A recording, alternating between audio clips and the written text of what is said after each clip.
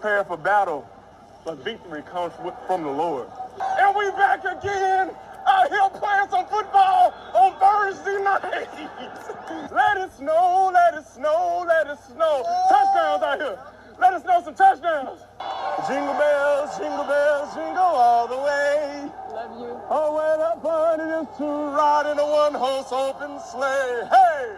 You ever heard snow game? Heck yeah. You said yeah? Yes. Your whole life? I'm from Alabama, man. I ain't never played in the freaking snow before, but I know one thing. We're going to make some snow angels by dominating a line of scrimmage. We'll make some snow angels. Yes. That's what I said. I told you. Somebody jump on sides. Damn.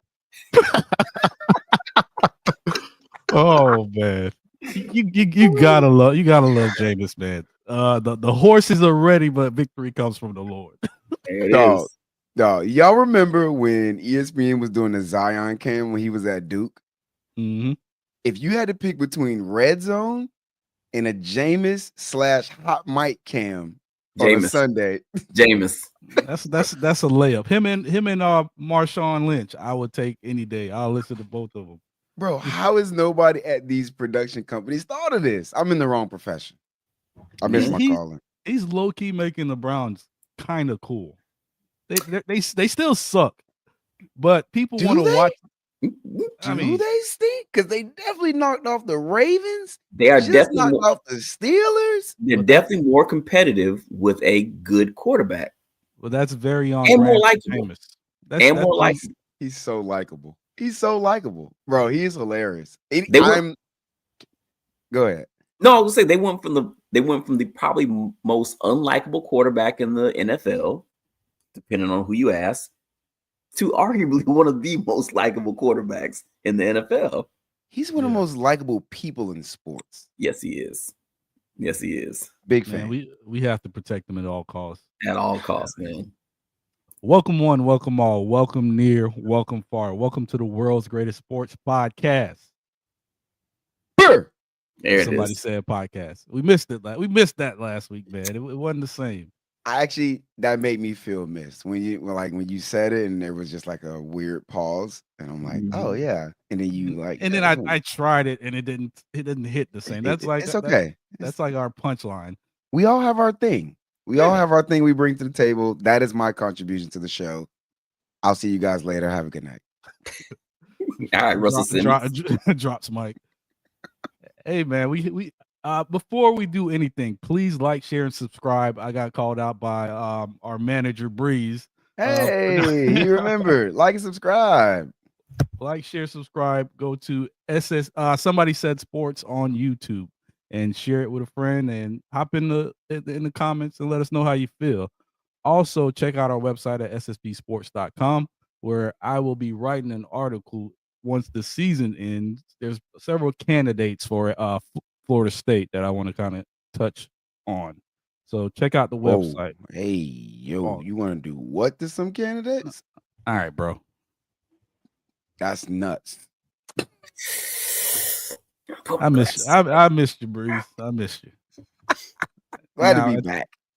I'm writing up our next argument. I feel like we haven't had a vintage Breeze and Unk argument, so I'm writing up the next vintage Breeze and Unk argument. Dang, that's kicking my butt. I'm about to give you something very easily that really grinds my nads on this show. Your nads. Grinds my nads. Overcooking my grits. That's crazy. Does it jam your Glock? Nah, hold on. Now that you don't put that on nobody. Don't put that on anybody. What jams your Glock? Hey, that's the last time you're gonna ask me that. or grinds your nads. Hey, yeah, I mean, which one do you want more? You want a jam Glock or grind? The jam Glock is an issue in multiple ways. Like that is a problem in multiple ways. Grinding my nads is a nuisance. What are nads? Come on, man. Come on. Really? What you got though? You want me to just start with it? Like you want me to just? Oh, okay. It has something to do with the college football playoffs. CFP rankings trash. Huh? I like how Pump has it in his signature down there. CFP equals basura. So I have to agree, it's garbage. Wait. Let's not just go right into it. So I think this is something we could do every week moving forward. I noticed that we all have different profile. So we should go around and kind of give the viewers an insight on what we have. I said FTK. I think that's a universal language for F them kids. And, you know, being a Florida State fan, it's been day after day after day, flip after flip after flip. Let them go. Let them go at this point. F them kids. So that's my profile for this week. What you got down there? Oh, CFP equals basura because it's a true statement. It's a joke. It's a joke. It's a rigged reality show. You know what it is? What's those like any reality show? It's keeping up with the Kardashians at this point. It's all scripted. It's all rigged. None of it's real. But guess what? We're all gonna watch. We're still all gonna watch. Yeah, unfortunately. That's the worst part about it. You know what? It's becoming. I'm getting way ahead of myself, and I'm just gonna go ahead and say it. It's becoming the NFL. The NFL, and I tweeted this the other day. The NFL actually isn't a great product. Like if you actually just watch most of these games, they're not great products. But did you gamble? Yeah, you watching. Play fantasy football? Yeah, you watching. You gamble and play fantasy football? You definitely watching. But on their own, these games are not that great. The CFP is becoming one of those things where, like, on its own is not that great. I don't think anybody likes it, except unless you're an SEC fan and you're one of those weirdos that cheers for everything SEC, or you're Greg Sankey, who's the commissioner of the SEC. But other than that, like, it's not a great product. And yet, we all continue to watch it. And we all have our reasons, but it's not a great product. And your profile says defund the CFP. So I don't think you have to further explain that. Defund it. Before enough we get with the nonsense. Yeah, man. I'm kind of with Pump though at this point. Let's go back to the BCS. Pump, that was my idea. Oh, well, you. Either one of you guys said it. Let the computers do the thinking. Bro, let the BCS pick the teams. Even though it was weird when the very first CFP rankings came out, they said like what the BCS would have had the ranking to be, and it was very, very similar. And I'm not too surprised. The problem is, as you go along, and I'm pretty sure we're going to get into it here shortly, you're going to start to see some of the bias creep in, right? There's a particular team in the Southeastern Conference that is still ranked pretty high, and none of us can figure out why. There's another team that's ranked, period, that's garbage. And I do mean hot trash. Put it on the curb on a Friday. You don't want that staying in your house all weekend waiting for Monday. You put that out on Friday because it'll stink the house up. Do one of those teams rhyme with Mama? Yes, the first one does. Honestly, we talked about this last week. Again, we'll get into it, but you asked last week, like, who's on the cusp? And I said all the teams that lost, right, have a chance to lose, and those bottom tier teams, 13, 14, 15, have a chance. But look at where they rank those teams, even though they dropped. It doesn't make any sense. But again, we're getting ahead of ourselves. Pack show, man. Obviously, there's a ton to talk about, especially with the college football rankings that just recently came out. We have Asha's back in the house. She's got a gripe. She'll be coming in on the NFL segment. It appears that another rookie has entered the chat when it comes to Rookie of the Year. I want to get your thoughts on that in the NFL. It's a lot to talk about, but I do, before we get into college football, I do want to get your take on that Kendrick album. We're all Kendrick fans. Breeze, you're the biggest Kendrick fan on the pod. Am I? It's not me, and I'm sure it's not Pumps. It's definitely you. No, I don't even know what that means, but I'm gonna give it to Breeze anyway because he introduced me to Kendrick. So yeah, Dot is nice. He's the best in the game, and I heard the Lil Wayne line. I'm like, that's not a jab at Lil Wayne. Like, why are people acting as if that was a jab at Lil Wayne? He actually was just saying that he feels like him doing what he's done, which got him the Super Bowl, is actually a disappointment to Lil Wayne, which it is. It is. I don't know why people take that as a jab. I think it's the part where he says he doesn't care. So no, I mean, if you No, to hold on to that. It's this culture. This culture doesn't want to see positivity because more entertainment goes to negative stuff. Yeah, okay, maybe I can see that. So you want to see Kendrick and Wayne have beef. You don't want to see Kendrick and Wayne make an album because that's too positive. You'd rather see them spar each other. I kind of want them to have a beef so I could get that sparring. See? I want to see how it would go. And you're part of the bad. Just from a fan. No, I don't want to see that. Why would I want to see that? As long as it doesn't end in just somebody getting shot or them falling out. I'm just saying, just like them falling out permanently. I would like if anything, Wayne will shoot himself. He's already done it. All right. Touche. All right, we are 11 minutes in. All right. We got a lot to cover. CFB playoff. Let's talk about it. Let me read off the top 12 and we'll just jump right in it. I know Breeze, you've got a lot. I've got a few interesting takes, and Pump, I'm sure you do as well.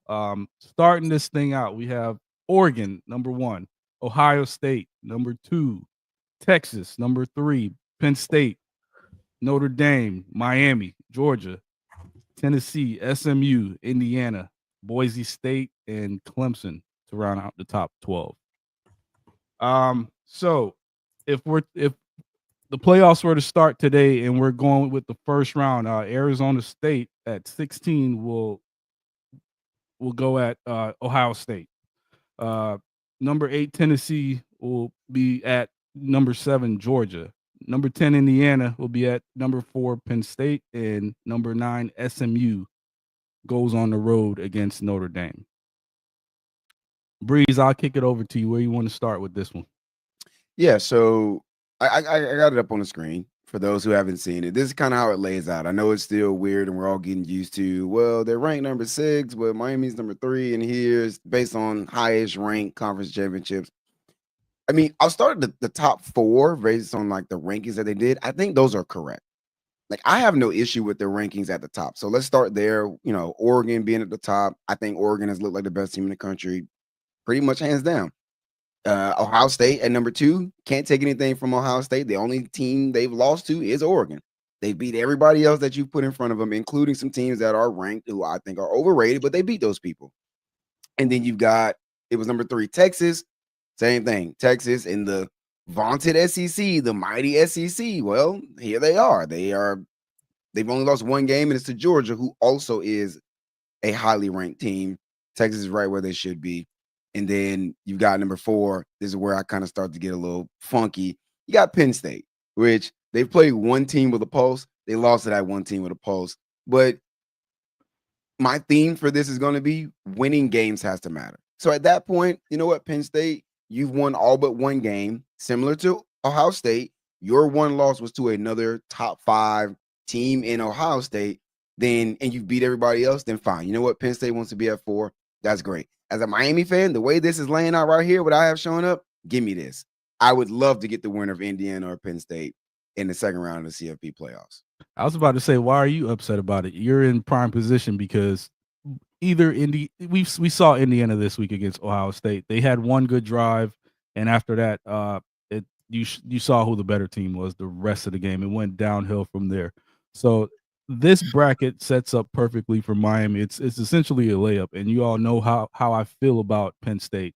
They'll win you 10 games a year. They'll put out a good product, but when the chips are all in the middle of the table and it's time to go home with the bread, they always falter in the biggest moments. And if I have to pick between a Miami and a Penn State, give me Miami. I hate saying it, but so that sits very well for Miami if it continues this way. Now, I don't know how it's going to play out because you still have to win your conference championship. Right.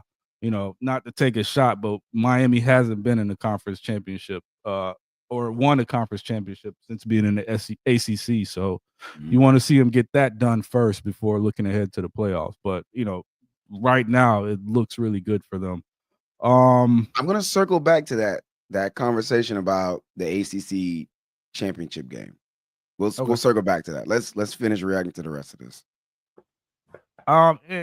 It's another takeaway that I had was it sets up well for the SEC to have another big playoff push this year.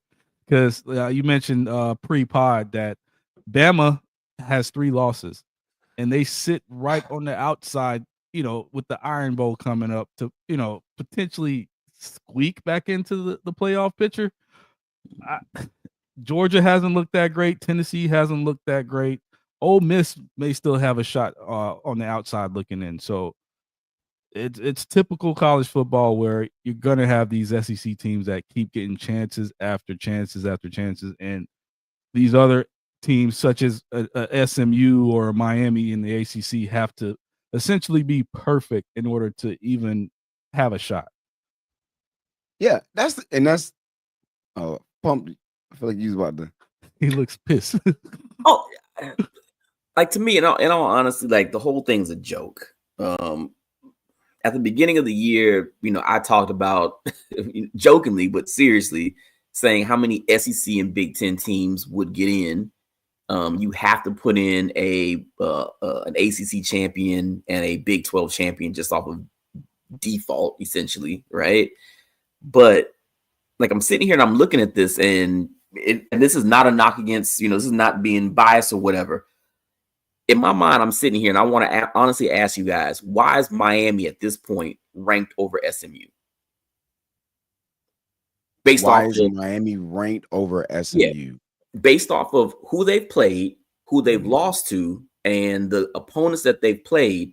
I'm looking at SMU's schedule, right? They've played BYU. That was their only loss. I think BYU was at least ranked top 15 when they played BYU. And they lost that game 18-15. Close game, they lost. They played Louisville, they won. They beat Duke. I think Duke was still ranked at the time. We know Duke is a joke still. They won. They played Pitt, ranked, they won. Outside of Louisville, I think, I'm not sure if Duke was ranked at the time. I'm not sure what ranked teams Miami has beaten. And Breeze, you can correct me, whatever ranked teams Miami has beaten. But their loss came against Georgia Tech, who is has a losing record right now, I believe. No, they have a winning record. They're bowl eligible. They're bowl eligible, but Georgia Tech is what, maybe 6-5, somewhere in there, somewhere around there. So again, I'm sitting here and I'm looking at the rankings and I'm trying to figure 7-4. They're 7-4. Okay, 7-4. So I'm sitting here trying to figure out why, BYU, who I think is a really good team. I don't think anybody will sit here and think that Georgia Tech is a really good team. I mean, why are they ranked over SMU? So if you're sitting here as a committee, why are you putting Miami ahead of SMU? Star power. Cam Ward, it leads that. There's nothing logical because for me at least, because like you said, SMU had the better loss, if you so to speak. But if you have Heisman hopeful and Cam Ward leading that offense, and there's a lot more excitement around Miami opposed to a newly minted SMU team in the ACC. So there's not a lot of hype around it. You want to like Miami's a better product to watch on the field. That's just the simplest answer for me. Okay, cool. So then again, I'll turn right around. I think Breeze kind of alluded to it. Penn State at number 4. Why on earth would Penn State be number 4 over Indiana? What's the difference between the two? What's the difference? I mean, because they both have played nobody and they both have lost to the exact same team, right? So why is Indiana ranked so low compared to Penn State?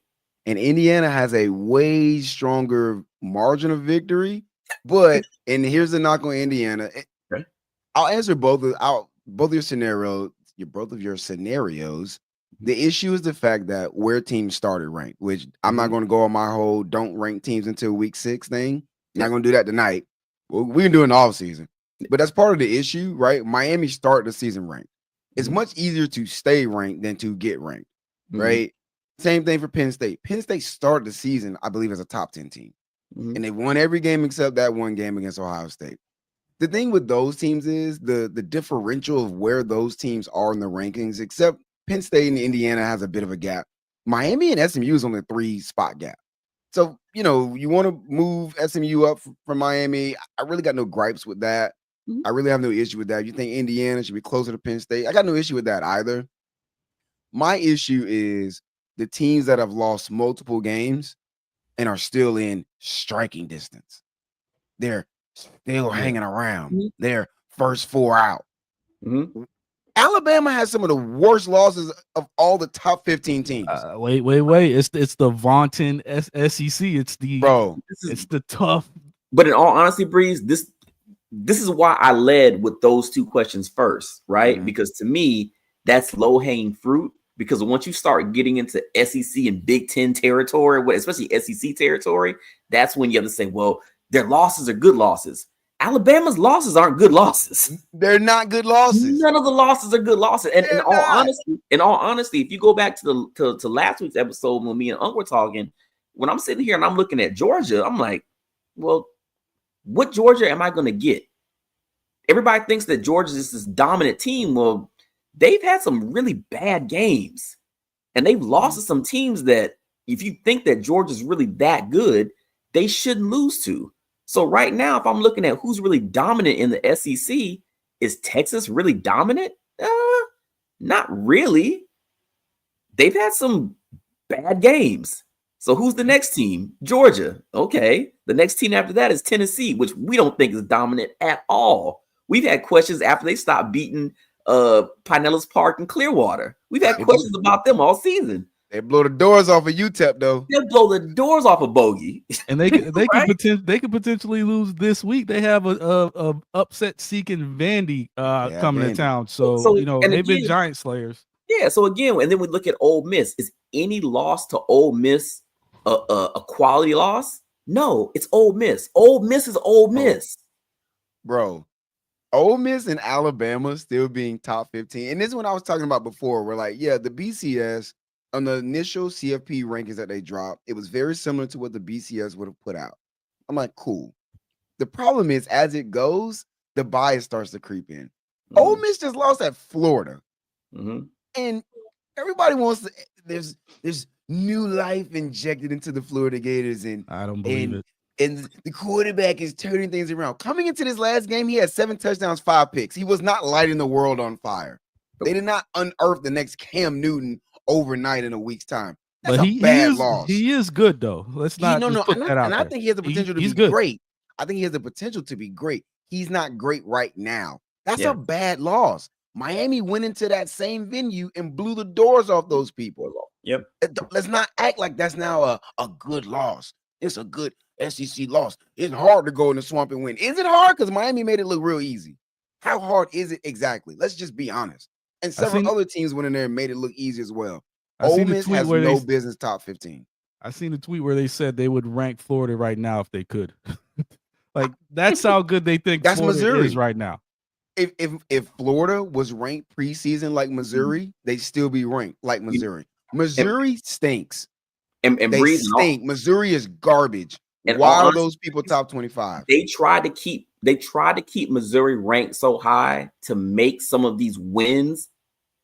If any other SEC team beat Missouri, I honestly believe they try to keep them ranked so they can go back and say, well, hey, they beat number 10 Missouri. They beat number 12 Missouri. Missouri's not good. Not good at all. They're not good at all. And I was up on Missouri coming into the year. I thought Missouri was going to be legit. They stink. It's the Patrick meme that you sent last week. But what happened in September?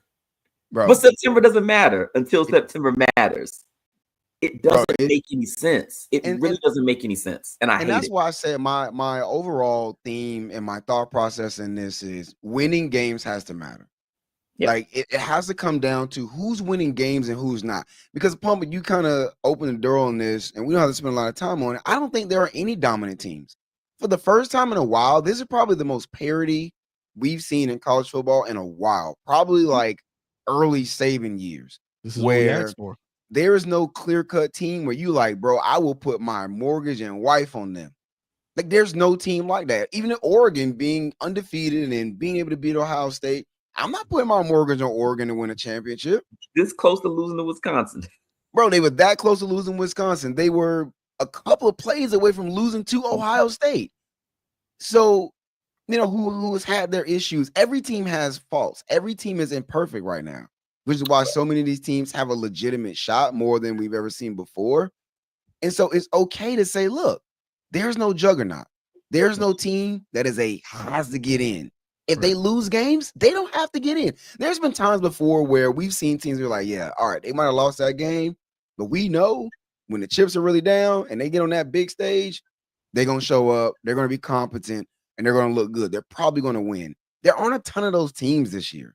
Yeah. There are not a ton of teams where every given Saturday they are putting people on the stretcher. It's just not like that, which means it's okay to move Alabama out of the top 15. They're just not good. But they're so afraid to do it. And again, as we sit here, we're not on a reality show, right? So when we sit here and we say, well, look at Alabama. Can they beat Georgia? Absolutely. But they can also lose to Vandy. And my problem with that is if Miami plays Vandy, I think Miami can beat Vandy. So at that point, they're the equivalent of Georgia. Now, can they also go and lose to Vandy? Sure. And at that point, they're the equivalent of Alabama.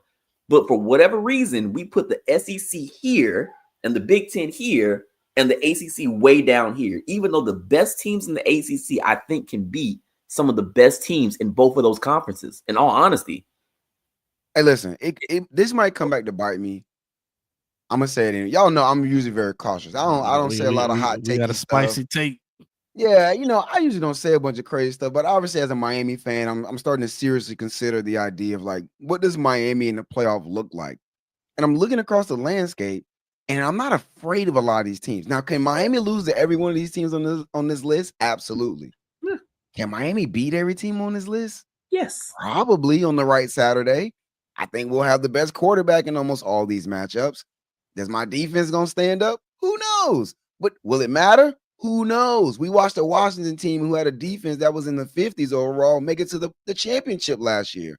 So don't tell me because Miami's defense ain't the 85 Bears that they can't make it to the national championship when we have the number one offense in the country. So, so this idea that like, oh, well, they're going through that tough SEC. Here's my other thing. For all the people talking about how tough the SEC is, the best team in the SEC right now came from the Big 12 last year.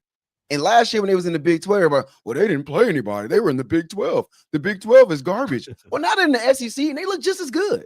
Yeah. So how good is the SEC really? Oklahoma just knocked off Alabama the same Saturday where them people sat up there on game day in them garbage suits and their corny jokes saying Alabama might be the best team in the country. And they lose to Oklahoma, who's fighting for bowl eligibility. And can we possibly I'm sorry. Go ahead. Those people just came into that conference and they're knocking off Bama and they're the number one team in the conference. How good is that conference actually? And can we possibly see a Texas A&M conference championship game? No, unfortunately, I don't think we can, bro. They play this weekend. They play this Saturday. Yeah. They play this Saturday, which is a humongous game. But hold on, but even the fact that Texas A&M for a good chunk of the season was in conference championship contention. No, I think if Texas A&M wins this game, I think they would get into the championship game. I think that could be wrong. But again, that says a lot about the SEC. So the teams that you thought, the Georgias, the Tennessees, the Bamas, none of those teams might be in the SEC. The sad part is the people who love the SEC so much will say, well, that's just how great we are. Anybody can win because we're all that great. No, you're not that great. It's not that great. It's just funny that we ask for all this parity and we get it, and then now we're complaining about what team should or should not be in it. That's not what we're complaining about, though, huh? It's I mean, in a way we are, because we already know what agendas are being pushed in college football. The SEC, they generate a lot of money for a lot of rich people, so they're always going to find a way. And like I said before, bring back the BCS, because if another solution is expanding it even more, you're just going to open the doors up for more SEC teams. And to Breeze's point, it's football at the end of the day. All you got to do is get hot at the right time, and you could see a team like a Miami win it all. You could see a team like a Notre Dame. Their offense ain't good, but if they get hot, that defense is pretty good. So I like where we're at. There's no clear, like there were years where we were like, okay, it's going to be Bama this year again, or it's Georgia, or Clemson's going to win it all again. We literally don't know who's going to win it all. And that's kind of all I can ask for as a college football fan. Do I think the best teams are in it? For the most part, yeah, but there are some questionable teams that are either on the edge, potentially could get in, or already in. Let me ask y'all this: is there a team that y'all think who is out of the top 12 right now that should be in it? That's out of the top 12 that should be in it? Out of the top 12, you think they should be in the top 12? I think Clemson could get their way could find their way in there. They still have an opportunity to win a conference championship. And I think Clemson could be a team that could get hot and make a run. That should be in it. That's hard. In all honesty, I think that, again, to me, that just goes to what you were saying earlier, not having the preseason rankings. Because again, what are you ranking it on? Like, nobody is sitting here. Nobody that makes those rankings are going from camp to camp to camp and watching these people during spring. You're not watching that, right? So how are you ranking these teams? So you're just doing it off of pedigree or whatever. So at this point, like, in all honesty, should Texas A&M be in there, considering their schedule and who they've beaten? You can make an argument for it. Ain't that why Alabama's at 13? Hello. Despite their losses? And in all honesty, if Penn State and Indiana are where they are, why can't Illinois be where they are? They're 8-3. They're a 3-loss team. Why aren't they up there with the Alabamas and the Georgias and the Tennessees? Why isn't South Carolina in front of Alabama and Ole Miss? Go. All right, so that's a good segue. I love to get go ahead. That's a really good segue. Let's go back. Let's go back to Texas A&M because they do have Texas this week. Yeah. So what happens if Texas loses to Texas A&M? Where are we with Texas A&M making it in? So does that open up a door for them to kind of, because they're very on brand. They're an SEC team. They play a tough schedule. They're 8-3, tough losses, and they get another tough game this week. And if they go out and somehow beat Texas by 2 scores, where do we see them in the playoff picture? So from what I'm understanding, doing some quick Googles, if Texas A&M were to beat Texas, there would be a 3-way tie at the top of the SEC, where it is Texas and Texas A&M, not traditional SEC powers, and Georgia with a 3-way tie. If Tennessee also beats Vanderbilt, that will then make a 4-way tie at the top of the SEC. First tiebreaker is head-to-head record. Texas A&M has not played Georgia, has not played Tennessee. But then if they would then have the head-to-head over Texas. Georgia beat Tennessee. Georgia also beat Texas. So Georgia would be in, from what I'm understanding. Then they'd also look at SEC opponent record and all some other funky stuff. So at the end of the day, essentially, Texas A&M has a chance to play their way into the SEC championship game, which then if they win it, they're in. They get an automatic spot. So that answers your question right there. Just win out, and that could be the outside. At least team give yourself a chance. Find their way in there. Yeah, but they should be there. They should be over at least Ole Miss. Ole Miss lost to LSU and Florida. Texas A&M beat both of them. I think Texas A&M should be up there. Yeah, but I'm saying, like, as far as common opponents, right? Yeah. Ole Miss lost to Florida and LSU.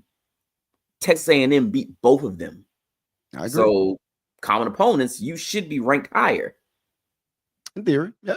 In theory. And again, at this point, the one issue, the problem that I have with it, Breeze, like, again, the games don't matter, but then they tell you the games matter when it's convenient.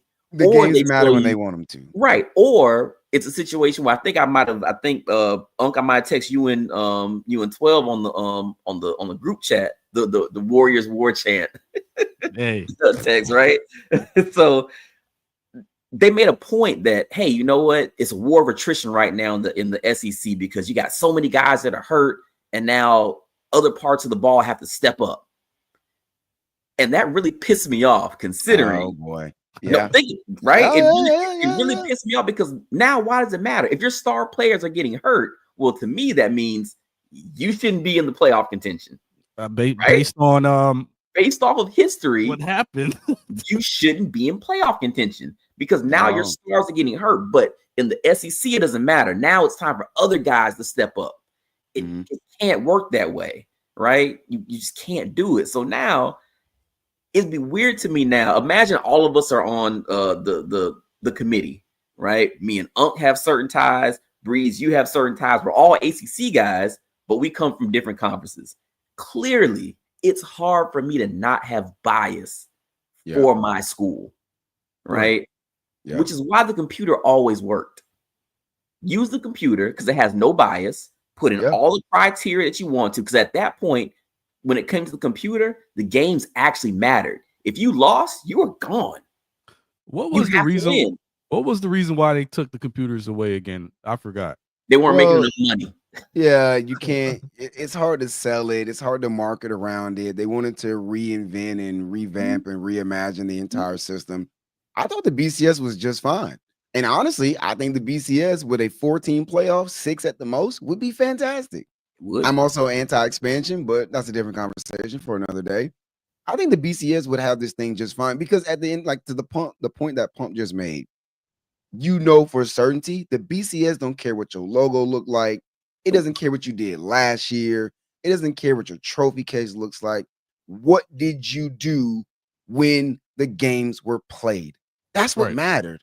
The BCS didn't care about none of that other stuff. And right now, people care about bowl tie-ins and so-and-so golfs with so-and-so and his son and his nephew are alumni. I don't care about that. Games are being played, bro. Yeah. This is my favorite time of year because you got to line it up and play ball. Like let's let the games speak for themselves, man. We're not getting it. We're simply not getting it.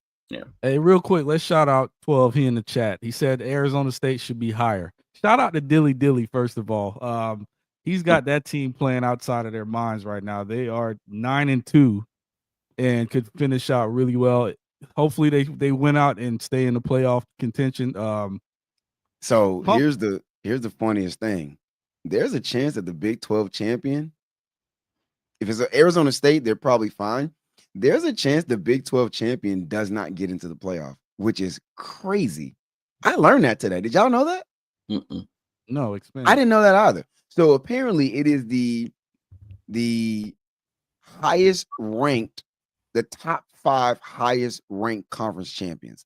So if let's say Arizona State loses and Tulane wins out, Tulane as the AAC champion would get in instead of the Big 12 champion, who would be ranked outside of probably at that point outside of the top 20. That's kind of crazy to me. I didn't know that was a thing. I assumed the Big 12 champion got in, and that is not the case. No, I mean, again, this is the same way like it was last year where you have 4 spots for Power 5. Somebody's got to be out. Yeah. Well, actually, it's not. It's 4. It's 5 last spots year for all of the conferences. No, I'm saying the highest ranked champions. Right. I'm saying last year, if you win, it was supposed to be if you win your conference, you should be in. Right. Power 5. Power 4. Regardless, or just my understanding was all conference champions are automatically in. No, and it's not the case. Yeah, no, I was talking about last year, right? If you win your conference, well, you had a Power 5 last year, so all 5 Power 5 champions couldn't get in a 14 playoff. No, that's my point. So if you have all Power 5 conferences, one team just goes undefeated. Somebody's getting screwed. Oh yeah, 100%. Right. So essentially, in this way, it's like, well, you got 12 playoff spots, but everybody's not going to get in because still, it's just 4 automatic bids. Correct. Even though you have more than 4 conferences. Oh, it's Power 2 nowadays. Shut the Stu in the comments. What up, Stu? Yeah, no, and that's what I thought as well. Like literally, I learned today that if, like I said, I'll give the scenario. So the Big 12 right now has like a 9-team tie in terms of like who's at the top of their conference. And if you look at the standings, they only have a couple of teams they have 4 teams that are ranked right now in the top 25. Well, let's say Arizona State loses along the way and Iowa State and Tulane continue to win out and Tulane stays ahead of Iowa State. Tulane gets an automatic bid. They get that automatic bid in because they would be the next highest ranked conference champion, which is trash. Crazy. It's trash. Crazy. That's what it is. is. Literally, So literally, Colorado could win the Big 12 and not get in the playoff. They blew it. I had no idea. I think they'll find a way to put Colorado in if they win the Big 12 because they won't. I think they will because No, of they the won't. you got to think about the product on the field. There's no way you're leaving Dion and that team outside of the playoffs, especially if Travis Hunter if they can put in Alabama instead. Oh, you can't feel that way, man. That's the same thing that screwed Florida State last year. Hold on. There wasn't any star power like Colorado. If you think they're choosing Dion over Alabama or an Ole Miss or South Carolina or Texas A&M, sadly mistaken. No way, bro. So, not happening. Let's say Alabama goes out and loses in the Iron Bowl to Auburn. That's this weekend. Okay. Dion in Colorado ends up winning their conference championship. Travis Hunter goes on to win the Heisman, and he's up for 4 awards. He's gonna at least win 2 of them. That's crazy. Do you not think they're gonna want to see that product in the playoff? The first 12-team playoff? You're crazy. No. Hey, man, I don't think Stu just dropping. Stu just letting them rip. They make more money in ratings leaving Colorado out. They make more money putting them in. People are gonna watch. Don't. Bro, that's not what it's about. When have they done anything that's been about viewership? It's not about the viewers. It's not about us. It's not about the fans. Honestly, it's about who are the brands that will travel, spend money, and are you in the SEC or the Big Ten? Yeah. And if they want controversy, what are you and me still talking about to this day? Hold on. I'll read the comments. Go ahead. And we're not Colorado. Again, you left the blue blood out and you got screwed. People are still talking about that to this day. You screwed Florida State. You're still talking about it. It's reality TV. They left out an undefeated Florida State. They left out an undefeated. You think they won't leave out a multi-loss Colorado, bro? Undefeated Florida State Seminoles. Yeah, bro. The people they'll be in the Pop-Tart Bowl. We'll see how it plays out. We mentioned rivalry week. South Carolina versus Clemson. Breeze, I think this is a game that you might take interest in because it. Because it could do something for it. Cocktober. We're still in Cocktober. Hey man, hey, that Cocktober hangover is still around, man. Cocktober rolls over for Breeze. Hey, the hangover is out there, man. But Clemson could potentially lose this game, and they don't have a shot at the ACC championship, which I think that works well for Miami. How do we see this? No, that actually wouldn't help Miami. So Clemson, their conference slate is done. So as far as the ACC championship game goes, if Miami loses, Clemson gets in. So, but the implication that I think that game does have, talking about Clemson versus South Carolina, if Clemson beats South Carolina, Clemson deserves to be in, and they won't. And if Miami also wins and Clemson doesn't play in the ACC championship game, which means they don't lose again, they're locked to get in. Yeah, and I think they ought to be in. Stop being cowards. Put 3 ACC teams in there. All right. Talk that talk, Breeze. Put them in, bro. If Miami wins out regular season and SMU wins out because they're going to, and Clemson beats South Carolina, that's another ranked win for Clemson, who's currently the first team out. Right? They're currently the first. And a win over a top 15 SEC team. Am I saying that right? That Clemson's the first team out? Yes. Or they second team. I had that. Or they second. I think they're first team out because they're currently whatever it is, they're right. They're the first team out, right? According to this little ESPN graphic. If Clemson beats South Carolina, they should jump somebody in front of them. That's another ranked win. These people have South Carolina as a top 15 team, I believe. Clemson should get in. They don't play a conference championship game. They're now locked into the playoff. Miami wins regular season. SMU wins their regular season finales. They play each other in a conference championship game. They better be very careful on the precedent they set about knocking teams for losing their conference championship game. Better be very careful, because if Texas plays Georgia and Georgia loses, it's a third loss. You better get them out of there. or you better keep it the same. Because what will happen is teams will now want to avoid going into the conference championship game, knowing, hey, I'm locked in. I'd rather be a 1 or 2 loss team, not in my conference championship, and just close right on into the playoff. So at that point, you got to put Miami and SMU in there, who are already both top 10. But now you got Clemson third. And you know what that kind of reminds me of, Breeze? I feel like there's one student in the classroom that's been hiding, like ducking down the whole time, and they just put their name on the paper last. It's Notre Dame. I was going to bring up Notre Dame because we haven't talked about Notre Dame the whole time, who honestly, to me, of everybody on this list, has the worst loss. Yes. They have the worst loss of the top 12. But yet and still, and listen, don't get me wrong, Notre Dame's been playing some really good ball over the last couple of weeks. They haven't played anybody special in my mind. They beat America. Cool. Yeah. Okay. Was Steve Rogers on that team? No. They beat the whole Army. Was Steve Rogers on that team? No. They beat the whole American Army. No. Steve Rogers and Sam Wilson was not on that team.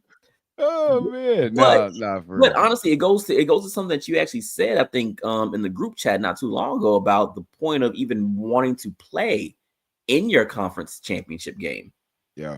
Right. So now you get to that point where let's just say you are on the cusp, and maybe one more loss, might ruin it for you.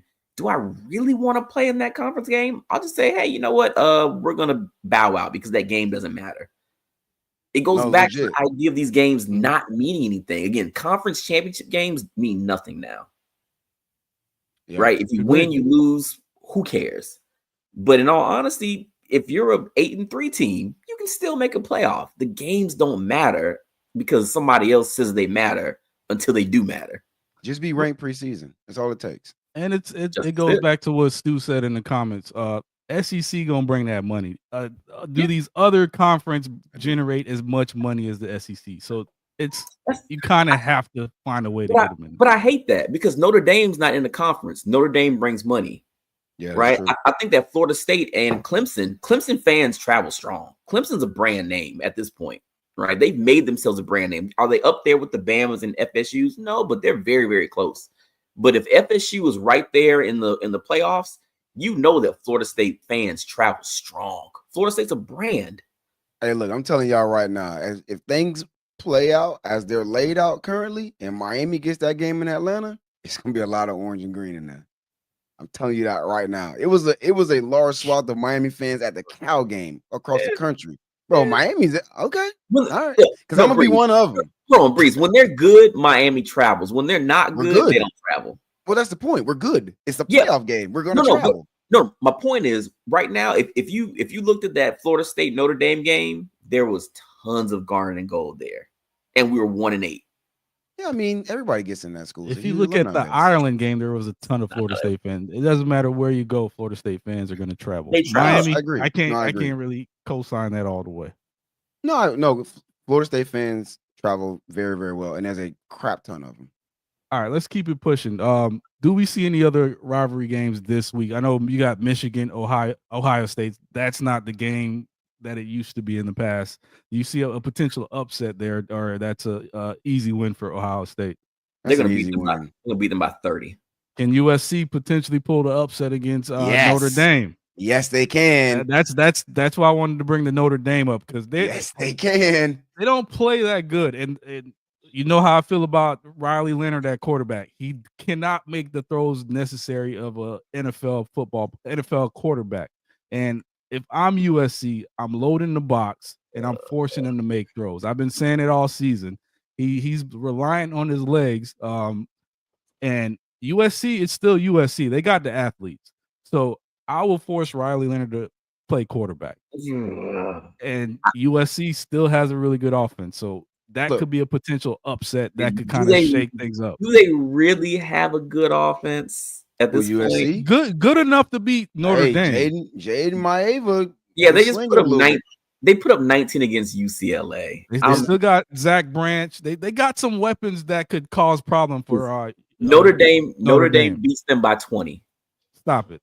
Here's the thing. I can absolutely see that. Again, it goes back to the conversation we were having earlier. There are no juggernaut teams. There are no invincible teams, no unstoppable forces. So, yeah, will Notre Dame likely go in there and handle USC? They Yes. should. Is there a chance Notre Dame goes in there and struggles?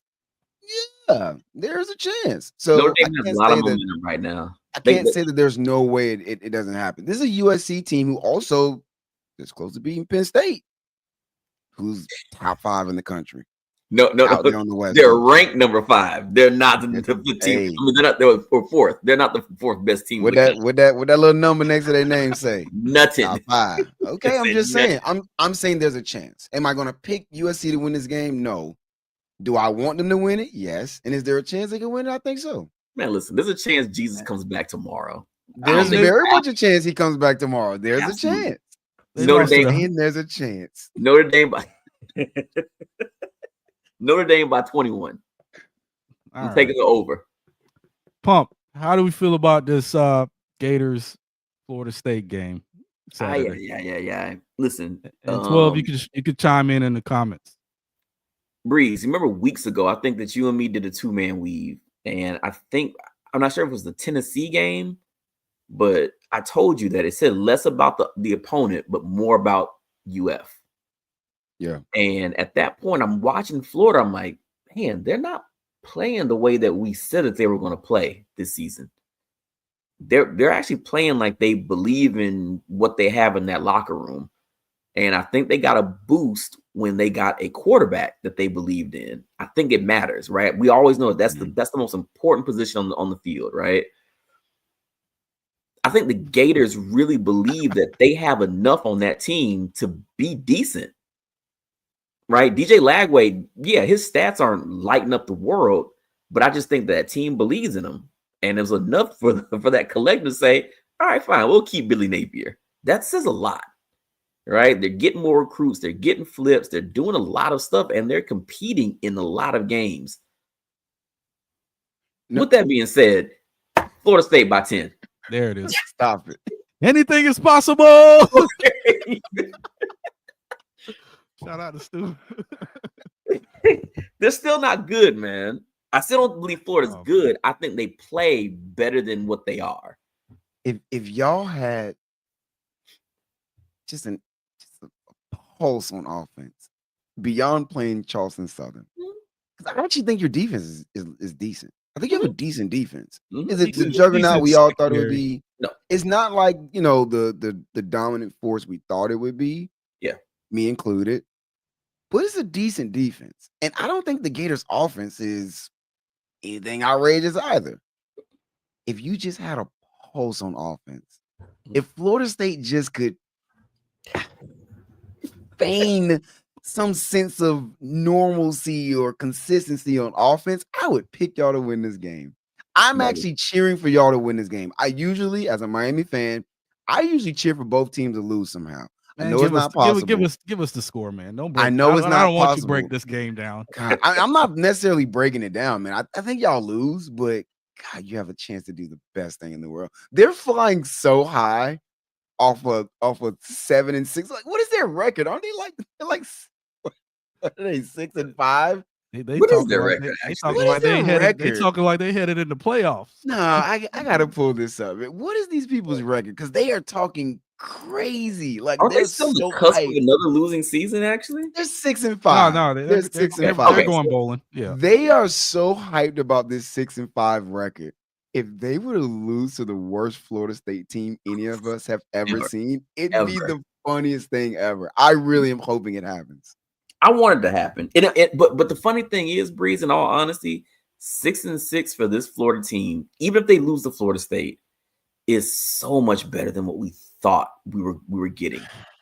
Let's be honest. Honestly, let's be honest.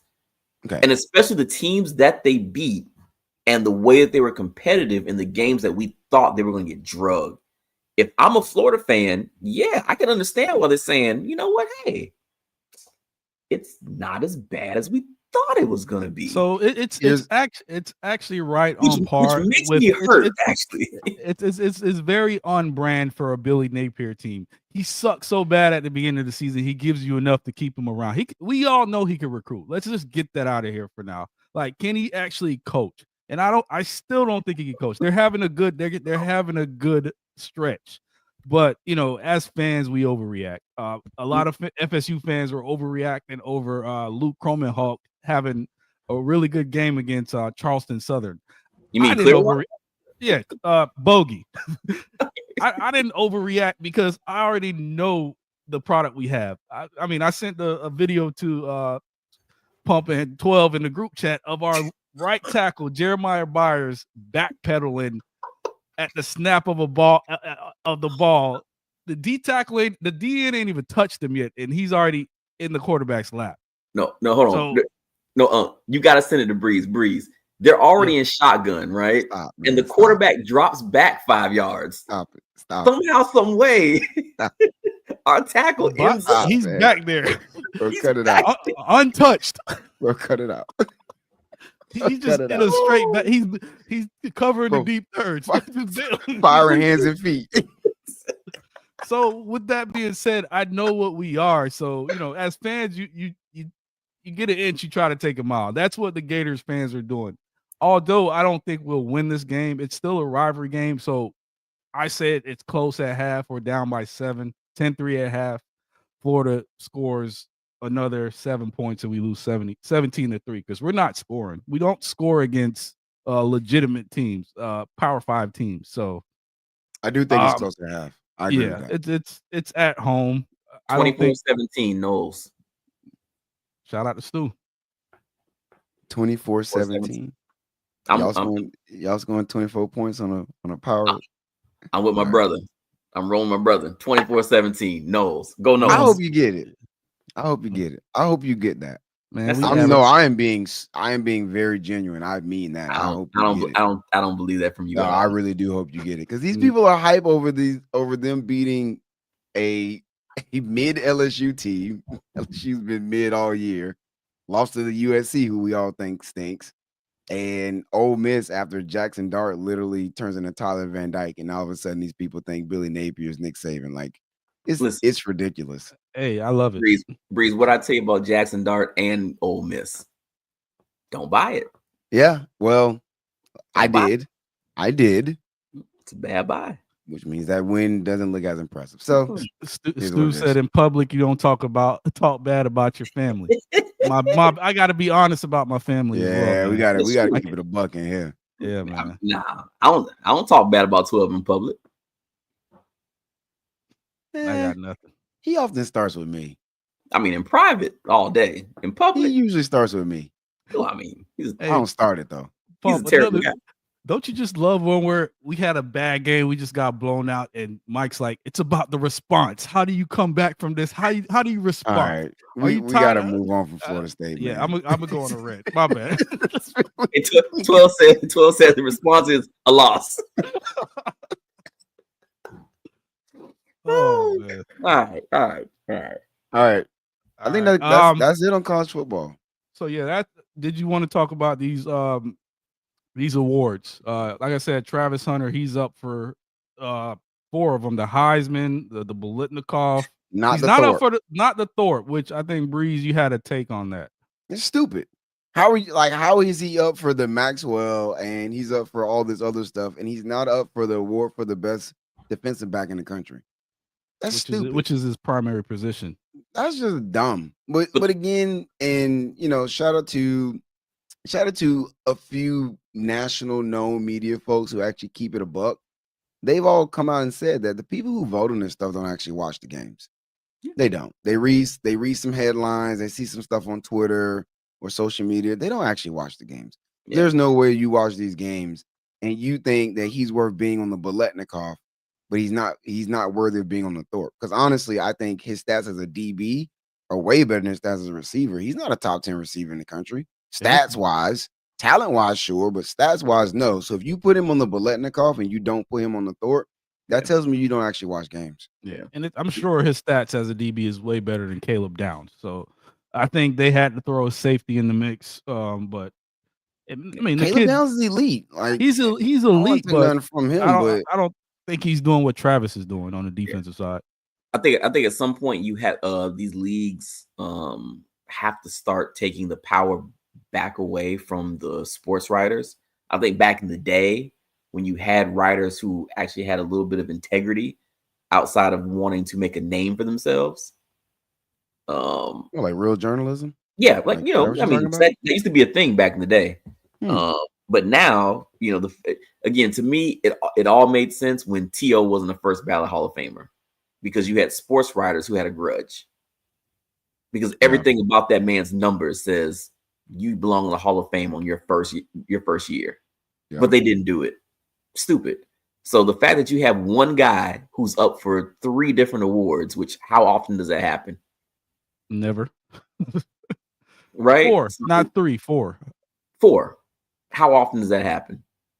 Stooges asked a question in the comments. Stooges asked, he said he's a phenomenal athlete. Is he the best cornerback? Just curious. Honestly, I don't think he's the best cornerback, but the best cornerback is always hurt. Will Johnson's the best cornerback in the country, in my opinion. Agreed. Will Johnson has missed multiple games just from being hurt. He missed multiple games last year being hurt. And he has two pick sixes this year. So he's cornerback 2, in my opinion, which but again, ability is availability. So then at that point, he's the best, right? If he's the one that's actually playing. And to me, he's the best corner. I don't think that he needs to win any of those awards. To me, the fact that he's up for all these awards is proof why he's the best college football player, not the best positional player, the best football player. Yeah, but that kind of goes back to my issue, though. Just because you're the best football player, these are positional awards. So him being essentially they've basically given him the Heisman, which sure. But him being on the Maxwell, why? He's the best player. That's not what that award is. Then why is Dylan Gabriel on that list? The Maxwell is the best player. It says right here. It's the best. What is the Heisman then? The Heisman, I guess it's the best. The Maxwell is the player of the year. The Heisman is the best player. I don't know if that's what. It's similar but different. So fine. Why is Dylan Gabriel on there? He shouldn't be on there. I think Cam Ward should take his place. You got Ashton Genty, which I agree with. Travis Hunter. Dylan Gabriel isn't the best quarterback in the country. I think Cam Ward's the best quarterback this year. So I don't think Dylan Gabriel's top 3. I don't have a problem with Travis Hunter winning the Maxwell and the Heisman.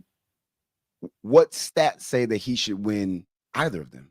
He's playing both sides of the ball at the highest. I said stats. Don't give me snap counts. Stats don't always mean you're the best player. Sometimes, especially at corner, if you're locking somebody up and you're not getting any targets, that doesn't mean you're not a good corner. It just means that you're not getting any targets, or people can't get open against you.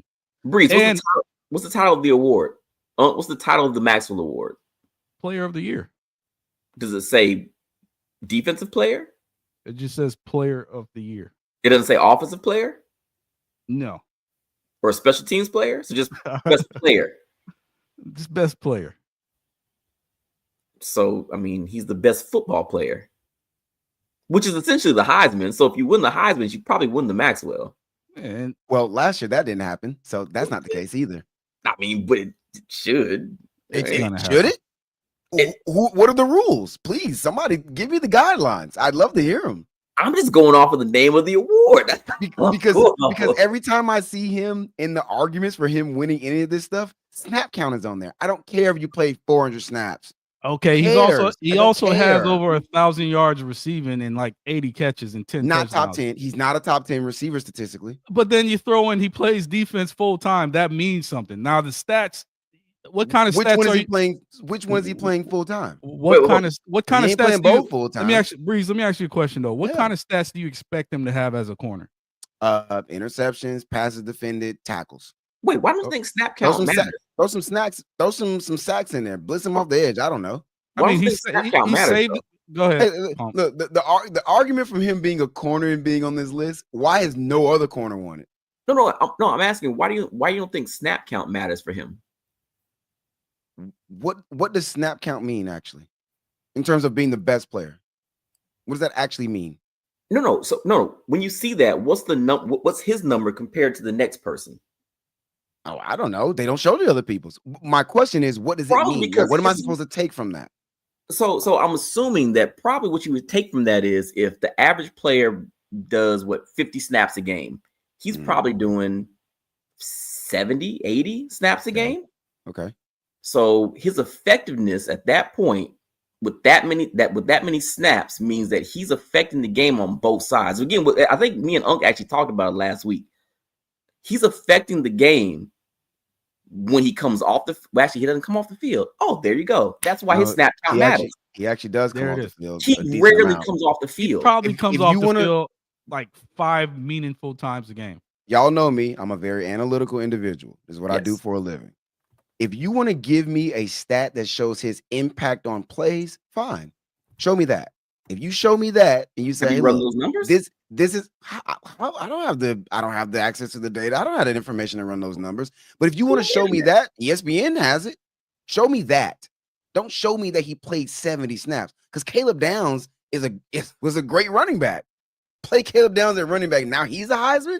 When Unc just said he don't have no stats at safety, what changes now? So don't give me just some random number that he's played a bunch of snaps. Well, if he's playing a bunch of snaps and getting run over and dropping passes, nobody would care. Let me make sure I'm hearing you correctly. Let me make sure I'm hearing. I'm gonna clarify. Go ahead. Because basically, what I'm hearing is you're saying he plays a bunch of snaps, but he's not affecting the game. No, that's what I'm about to clarify. Okay. My clarification is what people want to argue is his impact on the game, right? And what they're trying to say is he played X number of snaps more than everybody else, which led to a direct impact on the game in a positive way for his team. That's what people want to say. What they won't do is the legwork to prove that that's what's actually happening. A guy can play a lot of snaps and not positively impact the game. He could just be out there. That doesn't mean anything. So putting the snap count up there doesn't actually tell me anything. Tell me his impact on the game. But you know his impact. You know his offensive stats and you know his defensive snaps, right? Okay. Not top 10 in either. I'm sorry, he's not top 10 in passes defended. He's not top 10 in interceptions. He's not top 10 in receiving yards. He's not top 10 in receiving touchdowns. Give me the stat that shows his actual positive impact on the game. Or does it just feel good? We like it because it looks really cool. Is he not playing both positions at a high? He's being argumentative. Yeah, he's being argumentative. It's a little bit of both. Nah, it's a lot of one. It feels like 80-20 right now. Listen, my issue again, what they want to tell me is, hey, he is impacting the game X percentage more than everybody else because he's playing both ways and he's doing it well. If you can give me that stat, then fine. But don't just tell me he played a bunch of snaps. Don't tell me he was just on the field. So being on the field doesn't mean anything. Right, they're not just giving you his snap count because again, you seen the graphic? No. They're giving you his snap count, but you also know what his stats are on offense, what his stats are on defense. You can measure that against somebody who just plays one side of the ball, right? So if you give me Jeremiah Smith, right, I can see what he does just on offense. I can't now all of a sudden quantify that and say, well, what if he played defense? I have no clue what he would do. Travis Hunter, I can actually do that. There's nobody else in college football to where I can pull these stats. Now, again, Will Johnson, I can see what he does on defense. I don't know what his impact would be on offense. Well, he didn't play offense. Okay. So a guy that does both, now all of a sudden, well, what do I do? It's like your boy in Boise. Well, all he does is just run the ball. How many yards does he have catching the ball? Do you know? I don't. I don't know. So they don't give you those stats? They don't pull that up there. They probably show him. But he's a Heisman candidate because of what? He runs the ball. Yeah, to an extremely high level. Extremely high level. Actually, he's the best running back in the country. That's actually why he's up there. So Travis Hunter is the everything. Best. So he's the best football player in the country. Football, that's a better way to put it. He's the best football player because you know what? He impacts the game on offense. You just said he had 1,000 yards. I didn't say that. He doesn't have 1,000. Well, I didn't say that. He has 1,000 yards. Yes. Okay. He's got 1,000. How many ever touchdowns? He also impacts the game on defense. How many ever tackles? He has 3 picks. He has does he have a pick 6? I thought he has a pick 6. No. Let me try to pull the stats. So pull that up. So again, he impacts the game on both sides of the ball, which nobody else in the country does. So on offense, he has 82 catches, 1,036 yards, 11 touchdowns, 12 yards What are a we catch. talking about? Like, come on, that's some stats for you. And then corner, I don't count stats at corner. Honestly, You if you don't got three count stats at corner. stats, don't mean nothing at corner. I think No, Stu said it. don't Stu say said that. Stu said it in the chat. That's like saying Darrell Revis isn't a Hall of Famer because he doesn't have the best stats. I mean, Stu also said he's a phenomenal athlete, but question if he's actually the best corner. Because it sounds like he's not the best at anything. All right, bro. He's really good at multiple things. He's just really good at football. Again, that's fun. Which is A the lot name of guys the are game. good at football. Which is Caleb Downs returning punts. No, hold on. Which Put is him the in there. award? No, which is the award? Best football player. He's the best at football. So was Jaden Daniels the best football player last year? Apparently That's so. 'Cause consensus. We all apparently. agree on that. Was he the best football player? He was the best quarterback last year. No. No. Was he the best football player? Y'all just told me the award is the best football No, player. it was the Jaden Daniels award isn't the best player. What? Travis hold on. Hunter. It was clearly Jordan Travis. Because his injury kept the whole team out of the playoffs. I mean, I think at we that can move point, on then now. at that point, it's clearly Cam Ward because according to everybody else, you take Cam Ward off this team, and Miami's got 2 wins. It's fair. No, I won't Play by the argue that. rules people give me. I mean, it's mean- it's something to say about never seeing what Travis Hunter is doing right now, and that at the highest level. So that has It is to mean something that something. we've never seen. No, and I Can you agree with that at the highest I do. level? No, I absolutely agree with that. And in all honesty, in all transparency, I think he is elite at both. I really do. I honestly do believe in that. My issue is I don't like things that you can't back or prove with numbers beyond what I like what I'm seeing. There's a lot of stuff I like what I'm seeing, but it doesn't mean that this person should be considered the best player in the country or that they should be whatever you said the Maxwell description is supposed to be. Like, that doesn't necessarily mean that. Michael Penix won the Maxwell last year. Michael Penix wasn't the best quarterback in the country. He certainly wasn't the best athlete in the country. He only played one way, and he won it last year. I don't like the moving of the goalposts based on the feel. Well, who do we feel like it should be? But these awards aren't always right either, so we can't just go. The fact that he won that doesn't mean it was kind of right. my point. But Breeze, is it fair that the stats that you're seeing from Travis, I think your argument or I think the point that you're kind of trying to make is the fact that you've never seen it before. Yeah, I mean, but just because I haven't seen it before doesn't mean that makes you the best player in the country. We see newness before. We've seen guys. I mean, anytime somebody breaks a record, that's now something we haven't seen before. But right? You don't think it's really good? No, I'm not saying it's not. I never said it wasn't good. All I'm saying is that doesn't automatically make you the best player in the country. All right, guys, we kind of have to move on. I don't want to. If Genty goes, last question: if Genty goes out and breaks the rushing record, which he kind of has a chance to do, does that make him the best player in the country? We've never seen it before. We've never seen nobody run for that number of yards. We've never seen it. Does that make him now the Maxwell winner and the Heisman winner? No, because simply just because we haven't seen it before doesn't mean you're the best in the country. No, but you have a comp to it. You have a comp to somebody. If he breaks the rushing record by 20 yards, I have a comp to that. That's 20 yards less than that. That's not a big margin. What's your comp to what Travis Hunter has done this season? That's not what you said was we haven't seen it before. So if Genty breaks the record, we have not seen any. I've seen somebody come close to that. I've seen somebody come really. We haven't seen them rush for that. Not for that though. We haven't seen it before, right? But there's 20 yards. Well, there's 20 yards or more. We haven't seen it. You have. No, that's why he's broke the record. That's why he's the record holder, because nobody else has done it.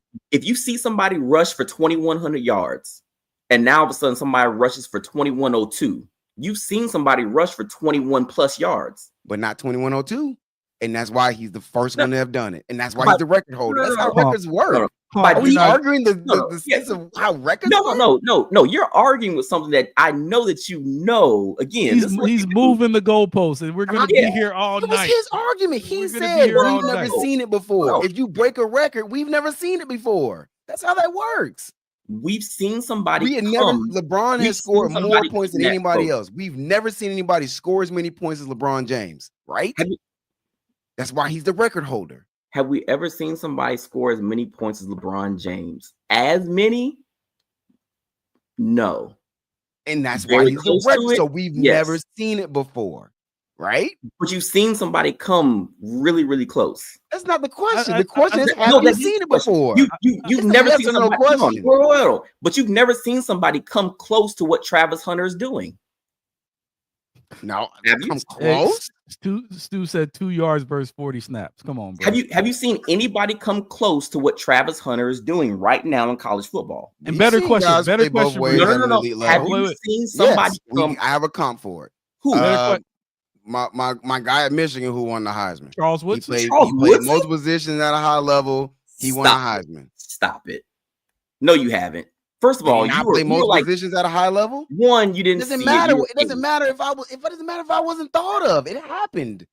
We've seen it happen. Guys have played multiple positions at a high level. So That's Breeze, seen it. Breeze, No, we question have for you. not seen that. Breeze, question for you. How We likely? watched Devin Hester play corner and receiver. We saw it and return punts. He and kicks. also wasn't good at corner. He didn't do it And at a you high know level. that. And no, Breeze knows You that said Devin we've Hester never wasn't good at seen corner. it. Your argument was we've never seen anything like it, and it's not true. No. We haven't seen anything like this. Just because the guy plays two ways doesn't mean they're good at both at a high level. Charles Woodson was not good at both. He wasn't good. Devin Hester was not good at cornerback, and you know that. Charles Woodson wasn't good at both positions. Wasn't good. I just said at a high level. First of all, I said Devin Hester. You Devin said Hester was not a good cornerback. Charles Woodson wasn't good. No, I did not. I said Devin Hester was not. I'm so glad it's recorded. I'm going to snip it and send it back to you later. You said Charles Woodson wasn't good at both. No. First of all, you have to be good to play both sides to begin with. Now, playing it at a high level is a different tier.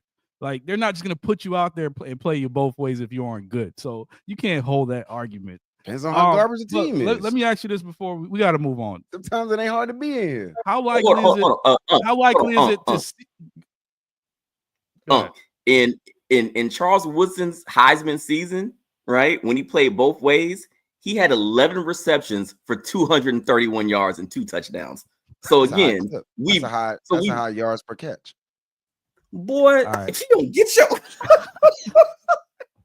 It's very. So again, likely. we've never seen somebody play the way that he's played. What's that yards per catch? You want that yet? I'm just saying. You want that yet? He had 21 yards per catch. 21 yards per catch ain't good. Stop it. All right. Stop. Don't entertain it. You gotta stop it. Don't and Duke lost. Darn it. Wait, who did we play tonight? Kansas. Yeah, played number 1 Kansas in Vegas. Lost by score? 3. Lost 75-72. We'll bounce back. Tom Bauer said Champ Bailey played both ways at Georgia. I'm just saying. Stop the cap. Hey, didn't Hines Ward set a Georgia record for passing touchdowns? It was like in a game. I'm just saying. Yes, I'm just saying. We ain't never seen it before. Tom also said, let's see Breeze play 80 snaps in the altitude of Boulder. 0 chance, Tom.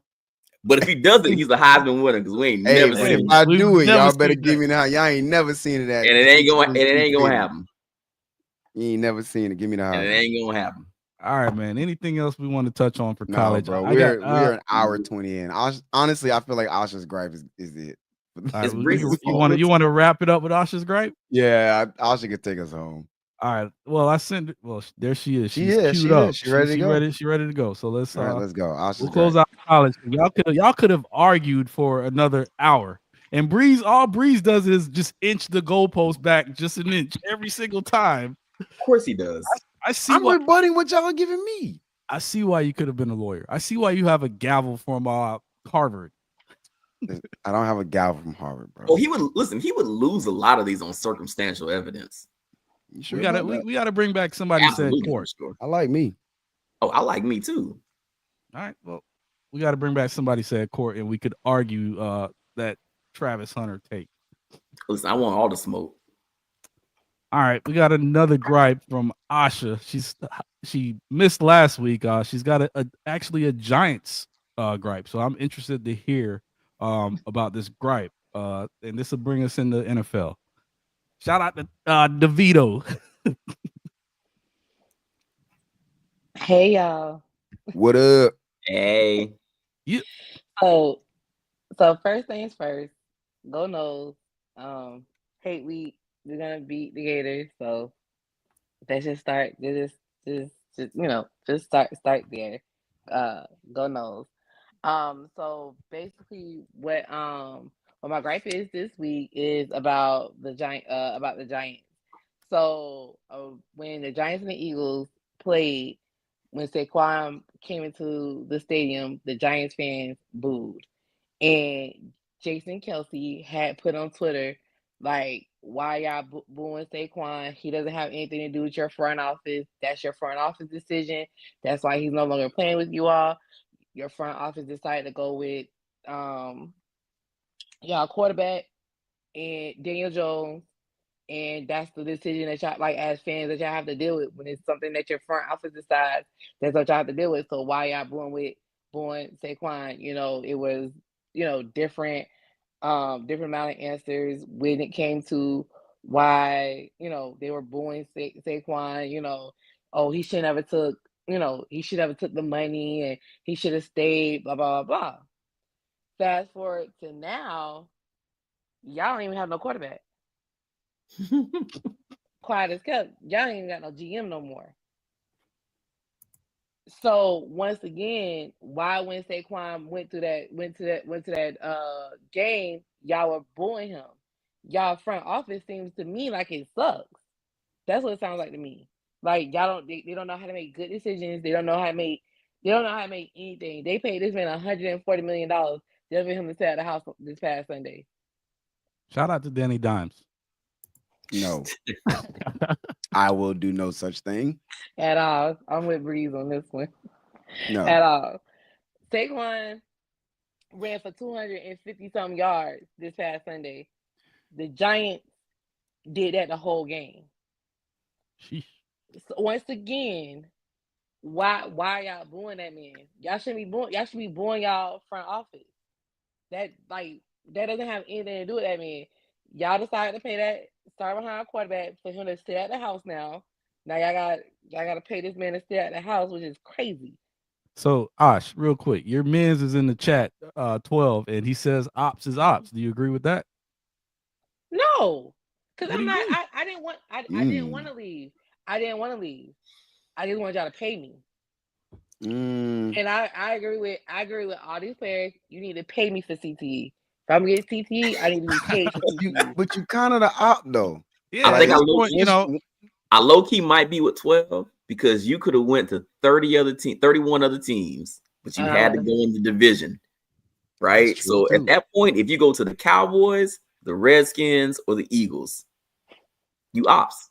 Yeah, you kind of the op. But here's the other thing I will say though, Ash, I feel like you are expecting too much from Giants fans. First of all, they Giants fans. Okay, it's New York. Which first of all, they New Yorkers, right? Like they don't they know they have a semblance of a feeling of winning. Like they have they have what my man said about a plan. We have ideas of a plan.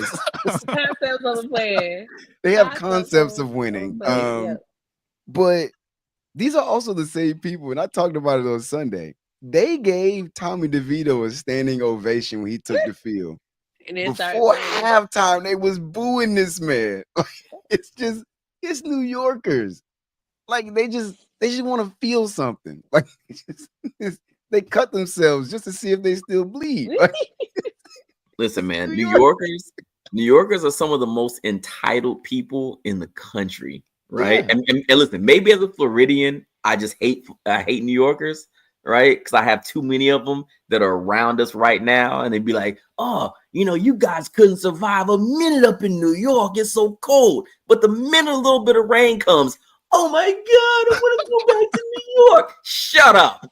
I ain't asked you to come down here in the first place. Elon, New Yorkers with your chopped cheese. Bro, New Yorkers love New York so much they spend their entire lives trying to get to Florida. That's like none of it makes any sense. Like when they get down here, they talk crap the whole time. Oh my gosh, bro! And they put their hazards on when it's raining. Bro, turn your hazards off. You're still driving. Why are your hazards on, bro? Cut it out. You guys wouldn't last a minute in the Bronx. Shut up. I Ash, want to. Shut Ash, up. did you have Nobody goes to anything else on that gripe? rat infested place. I think we kind of This cut you hurt. off there. I I'm was gonna say this. sorry. No. This turned into Florida versus New York. Real Jerks. quick, really fast. But so the division thing, I definitely understand that, like him going to the same division. But you know, like I said, I need to be paid for my CTE. If I'm gonna get CTE, my family be taken care of. I won't remember it. However, I know my family taken care of. 'Cause I got no millions, regardless of the CTE. I'm with 12 Oh, on this and one. then I'm this with is 12 the on this one. Saquon for MVP. and this is my other side, the other part of the gripe. AB, nobody's gonna take you to pay for free. Do you remember what you did at that game in the middle of the game before halftime? You took that jersey off and walked off the field. Nobody's gonna pick you. Nobody's gonna pick you. They saw your CTE add up in real time. They're not gonna pick you for free. They're not gonna pick you. I'm so sorry. Listen, AB's a black man that voted for Trump, so he's already dead to me. I was about to say two people that I couldn't care less about what they got to say: Antonio Brown and Le'Veon Bell. I wish they would just go away. Like, good. Le'Veon Bell keeps threatening to stop doing stuff. Oh, if so and so happens, I'm gonna stop watching, bro. Nobody cares. I promise, bro. That's on game, bro. I hope Ben Roethlisberger is in the bathroom somewhere. Bro, like, golly, like the CTE hasn't kicked in enough yet. Like, where's the rest of it? Like, I think that was the rest of it. Please. It was like it's coming on the back end. Like, it's gonna kick in on the back end. Good grief, man. I wish they would both go away. And I hope the NFL denies him his pension. That's just that's evil. He's got kids. Them kids. Even though I say F them kids, but you're a sick man. Them kids, man. This Care about them kids? This is a sick Negro. Come on, right, bro. The man can't get his pension, bro. That's nuts. No, but that's go earn a living. Go earn a living. Dog. Hey, you gotta live with yourself, B. In the middle of the game and left like you didn't have the rest of the game to play. You don't deserve that pension, my guy. Like if somebody brought it up like as a throwback, something like that, like do y'all remember when this happened? And I literally watched that video like, yes, I remember when that happened. This man walked off the field like, oh, it's time for me to go. Like I have a reservation at 7:00. That's That's them intrusive thoughts. Like, I bet you won't do it. And listen, honestly, if this was the 90s, I guarantee you AB would have found his way on like Monday Night Nitro or Monday Night Raw. He's one of those kind of people that would have just ended up like fighting Triple H or something. Just on the random. Him versus Rey Mysterio would have fed families. That would have been AB. What about a tag team though? Him and Le'Veon, the CTE boys. Oh gosh. Listen, I can't do anything. Le'Veon. I would think AB and Le'Veon would have been in DX for sure. Bro, any minute one of them is gonna be boxing Jake Paul. Like I'm. Like, any minute, one of them gonna be in a boxing match. And in all honesty, that'll be the first time I ever root for Jake Paul. Knock them bums out. I'm just not. To end my gripe on a positive note, shout out to Malaysia Fuwali for showing out, doing whatever she needed to do in that South Carolina game, even though they lost. But I'm about to say they don't get no shots out, and you get the doors blown. Man, Dawn deserved better. They embarrassed Dawn out there. They look terrible. I mean, you know, Dawn had him running suicides at the end. Dawn cussed them girls out. Yeah, I'm about to say, she went full Philly. They had that game in their 43 consecutive games of winning. So because they lost that one, that ended that there. But you know, you win some, you lose some. Oh man, you get up and have to tussle again. I'm not worried about them girls. They'll be all okay. Don's a good coach, so rest in peace to Chris Benoit, man. Not the Wolverine, man. Sorry, Ash. I'm sorry, Ash. I missed it. I'm sorry. I don't think you got the comments up. Oh no, I don't. I don't see him. The comments is live tonight. Y'all need to show up more often. Hey, who is Tom? Oh, I see it. Tom, come every week, Tom. We're here every week at 9:30. Hey, we might have to bring Tom over, bro. Hey, AB going full Chris Benoit is diabolical, That's bro. crazy. He's taking everybody All out. right. Back to Osh. Back to But Osh. he might take Giselle with him. Hi, Shannon. Hi, Tom. Hey, Herm. Oh, my Oh goodness. man. Yeah. Hey Tom. See, this is, look at me being all calm in front of company this week. Oh yeah, yeah. Hey, Tom is not.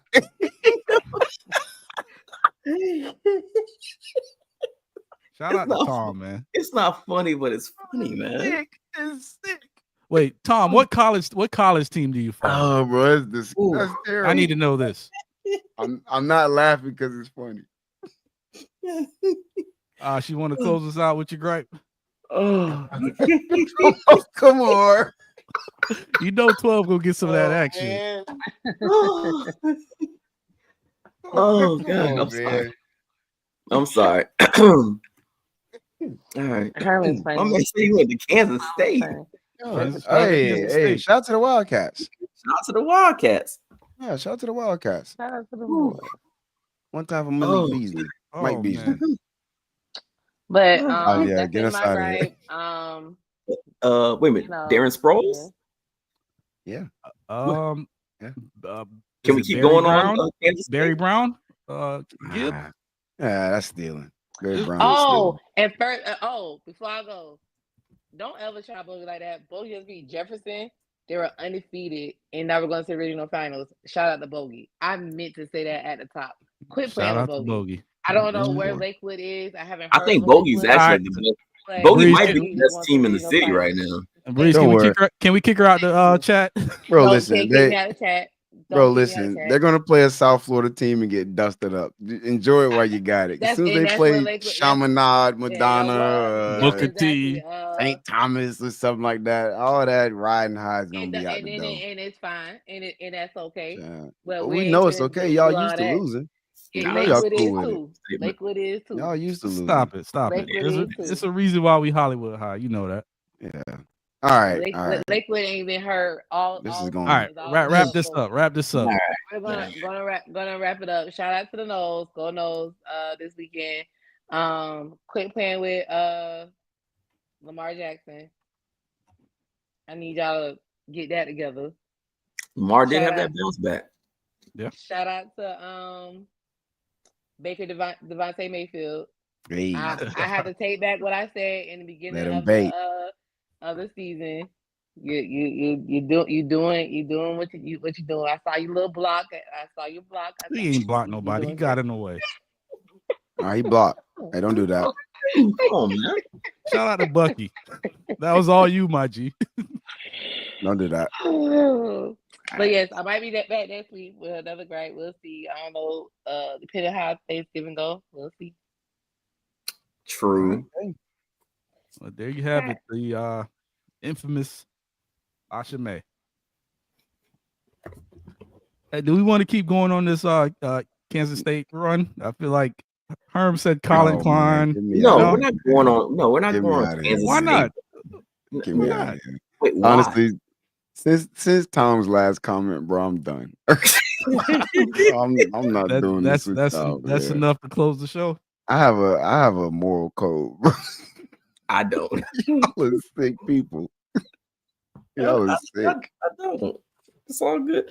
Y'all all right, no, quick pause. Like for real. So we're good. We're not doing like no NFL, right? We're going on NFL for we're an hour 33 in, man. I got a few questions. You shouldn't have took the bait on my Travis Hunter stuff.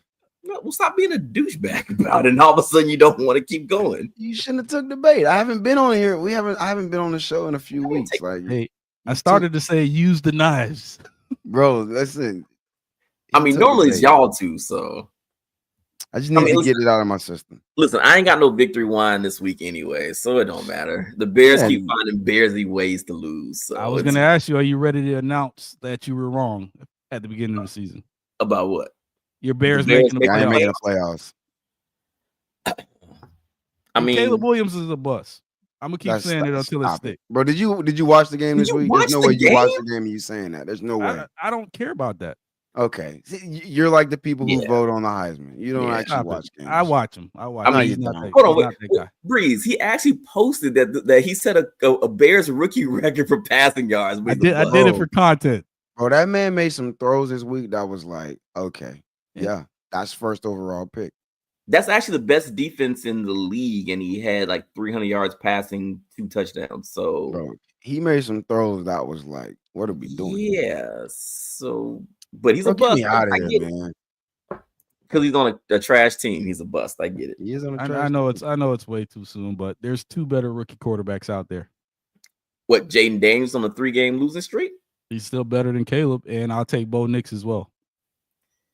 Oh, Nix. Yeah, I'm not. Yeah, I'm about to say. Come on, anything man. else NFL before we get out of here? Nah, I'm good. Is there anything good NFL? No. Do we think Saquon overtakes Lamar for MVP? No. Does he have a shot at it? If he breaks the record for rushing yards in the season, maybe, but Lamar is 30-3, so he has a shot only because people might be tired of voting for Lamar. He literally just won it last year, and it's not the NBA, so they might voter fatigue, might want to give it to somebody else. Well, I don't want that because they keep giving it to Patrick Mahomes and other quarterbacks, so that'd be just because he's black. They're gonna give it to Josh Allen now. He's actually, according to I think it's DraftKings, Josh Allen is actually the odds-on favorite to win the MVP right now. What's wrong with Caleb painting his fingernails? What's going on with that, Tom? Kansas State. I'm not a fan of it either, from being honest. Me neither. Yeah. Not a fan of Jerry McCain doing it either. So, but everybody liked Dennis Rodman. It's cool. It's different. That doesn't mean not different at all. Fan of it. No, it's not different at all. It's just that when you say it and you figure out that you like Dennis Rodman, you have to say it's different. It's not. Nah, it's almost like when I go and I grade food. No, it's like when I do my food reviews. Like if I'm going to a spot in the hood, I'm not grading on the same scale as Ruth Chris or Charlie's or Burns. Like it's a different grading scale. It's different. So you're already judging going in. No, it's just different. I'm not holding it to the same standard as a Michelin star restaurant. Dennis Rodman was a dog. Apparently, that's Dennis was a dog. He was, and Caleb's not. I mean, that don't mean you have to be a fan of his nails. Caleb is really, really good at football. Exactly. He's not a dog though. Sure. Not with the pink nails for breast cancer. I'm about to say, yeah. Didn't Dennis wear wedding dresses and all that kind of stuff? But it's okay. I mean, but if you're a dog, though, you can do all kinds of weirdo stuff. Cool. Dennis went all in. He embraced it. Caleb is on the edge. He's just painting his Caleb nails. embraces the fact that he paints his nails and doesn't care that you think he paints his nails. Dennis is autistic. He's different. All right, quick question before we get out of here. Breeze. Yes. Breeze, you want me to get us out of here, but you keep throwing keep throwing alleys. You keep asking more questions. One last question. As a Bucks fan, do you think Mike Evans' 1,000-yard streak snaps this year? I think we got two or maybe 3 games left. He's at about 600 yards, I want to say. Oh, we have more games than that. Hold on. What? I might be tripping. Like 2 games. It's not. Yeah, it's not I'm thinking about my fantasy league. But I'm about to say, we're in what week? Yeah, bro. 10? We have 6 more games. Yeah, I'm gonna say he finds a way to do it. This is not gonna be. He finds a way. Bake not gonna let him down. All right. To get a G, is he fully healthy? No. Let me see where he's at right now. He's playing, but he's not fully healthy now.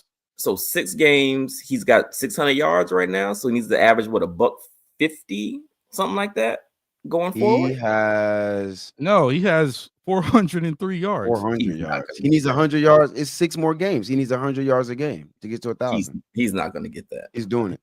He might get like a close to a 200-yard game. Mike not gonna let him down, bro. If Mike Glennon could get him to a K, Mike gonna do it. Hold on. Do y'all both think that he gets a grand? I'll put a dinner on it that he doesn't get a grand. He gets that. I feel like you still owe us a steak dinner. I don't know why, but I feel like you do. No, I'm pretty sure I won that bet, but no, you owe me something. Yeah, I'm gonna go with Mike getting that 1,000 yard. Yeah, I might get it. Yeah.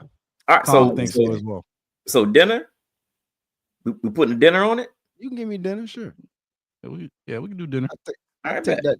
All right, we got Tom Bowers and Herm as our witnesses. So all right, So dinner It's on also that. recorded. It's a live show, so there's also that. He All ain't right. get- As always, follow the socials. Follow us at sspsports.com. Also, check out the Instagram at Somebody Said Podcast. Check out the Twitter at Somebody Said Pod. If you don't find it on either platform, swap them. It's either or. Tom, if you want to write an article, check out the website. Hop on the website. You can write an article about Chris Benoit if you want to. Like, share, subscribe, and the comments, man, it was jumping. Y'all come back and let's do it again next week. Shout out Appreciate to Osh y'all for her guys. gripe. That's Osh. The guy top right is the one and only Turnpike Breeze, South Beach Breeze, 2-Bite Breeze. Yeah. He's back. College Glad to be football Breeze. Nikita Kucherov is the best player in hockey. No, second best. We got to talk hockey soon, or is it Is it too second early? best. We can talk a little hockey. Not tonight. We can talk some hockey. Chris Benoit Christmas shopping. All right, Come 12. on. All right, bro. God. The man to the bottom is the one and only the maestro himself, Pumpy Johnson. Go Knowles.